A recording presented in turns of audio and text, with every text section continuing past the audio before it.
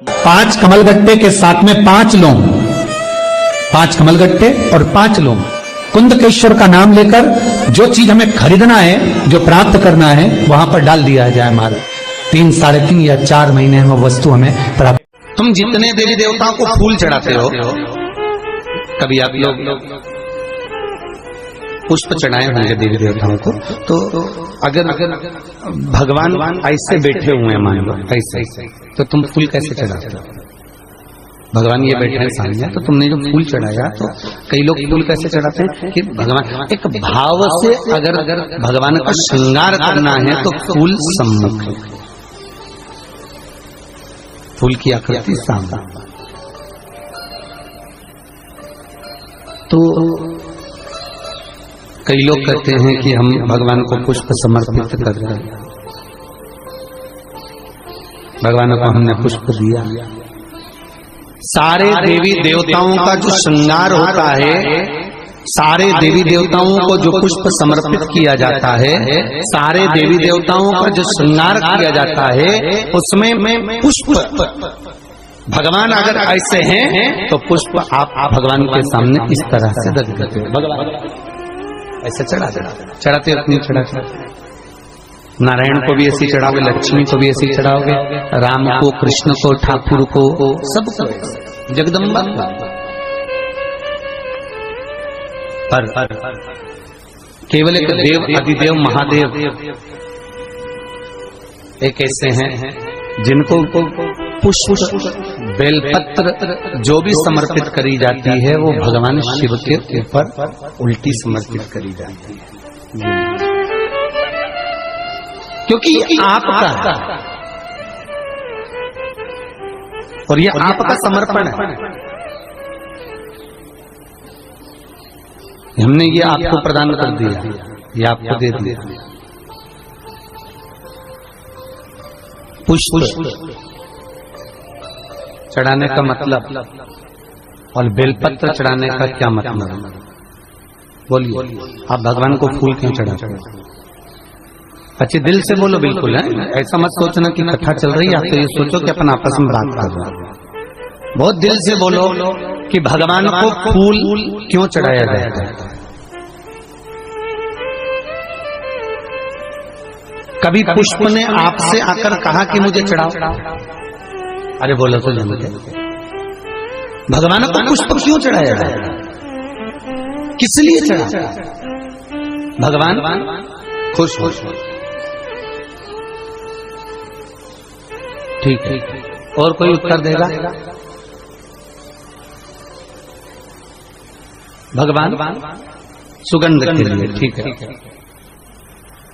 अपने आप को समर्पण करना, बिल्कुल सत्य बोले हैं, जोरदार ताली बजाइए, बहुत सुंदर बोले, बहुत बहुत। पुष्प चढ़ाना क्यों चढ़ाना?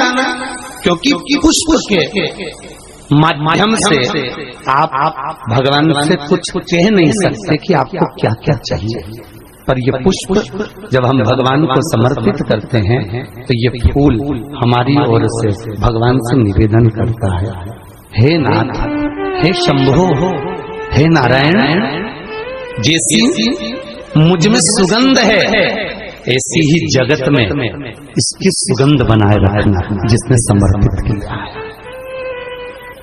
प्रभु, जैसी मुझ में कोमलता है, जिसने आपके चरणों में समर्पण किया है, उसमें उतनी कोमलता बनाए रखना।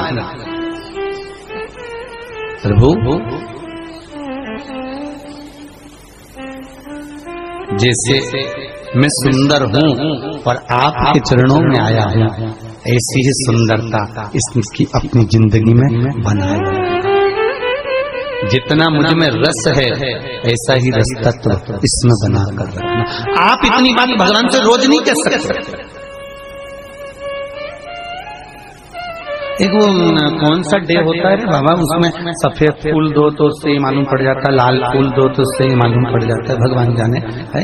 तो उसमें वो मुंह से बोला नहीं जाता, उससे फूल देकर समझ जाया जाता है कि फूल का तात्विक अंश क्या। बहुत ध्यान देना।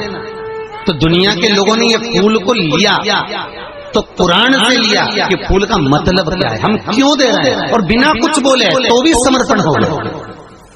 तो ना जी भर के देखा, ना कोई बात की, बड़ी आरज़ू थी मुलाकात की, ना कुछ बोले, समर्पण कुछ।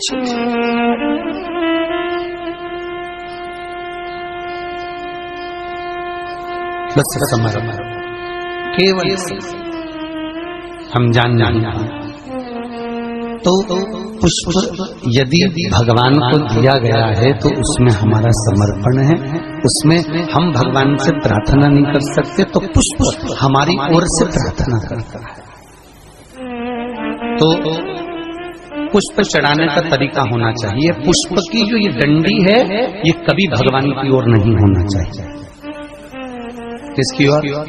जम के बोलिए, भगवान की ओर। पुष्प की जो डंडी है वो हमारी ओर हो और पुष्प भगवान की ओर हो। पर दुनिया के लोग आज तक जितनी बार भी फूल चढ़ाए सब उल्टा ही चढ़ाए, डंडी भगवान की ओर रख देंगे और फूल का मुंह अपनी साइड रख देंगे।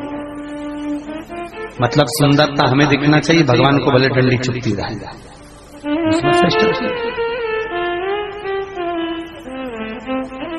समर्पण अगर भगवान को कर रहे हो, यहाँ शास्त्र वर्णन करता है कुंदकेश्वर भगवान का स्मरण करना, अर्थात जिस व्यक्ति को बहुत बड़ा कोई रोग हो गया हो, कोई बहुत बड़ा रोग, कैंसर हो गया हो या बहुत बड़ा कोई रोग हो गया हो, उस व्यक्ति को प्रतिदिन कम से कम 11 बार कुंदकेश्वर महादेव का नाम लेना चाहिए। कौन से महादेव? कुंदकेश्वर महादेव। कुंदकेश्वर महादेव का नाम लो। जिसको बहुत ज्यादा रोग हो गया हो वो हाथ में कलश में जल लेकर कुंदकेश्वर महादेव का नाम लेकर जो शिव जी को समर्पित करता है और उसी जल को अपने ऊपर सींचता है, छोड़ता है, वो जल्दी से जल्दी रोग से मुक्त हो जाता है। कुंदकेश्वर का स्मरण रोग से मुक्त हो जाता है। कुंदकेश्वर का स्मरण, कुंदकेश्वर,